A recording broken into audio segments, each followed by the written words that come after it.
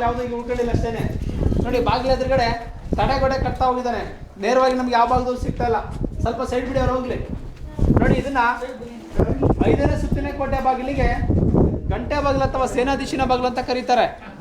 ನೇರವಾಗಿ ಯಾವ ಬಾಗಿಲು ಕೂಡ ನಮಗೆ ಸಿಗ್ತಿಲ್ಲ, ಸುತ್ತಿ ಬಳಸಿನೇ ಬರ್ತಾ ಇದ್ದೀವಿ. ಗೊತ್ತಾಗುತ್ತಲ್ಲ, ಎಲ್ಲ ರೂಟಲ್ಲೂ ಜಿಗ್ಜಾಗಲ್ಲಿ ಎಂಟ್ರ್ ಆಗ್ತಾ ಇದ್ದೀವಿ ನಾವು.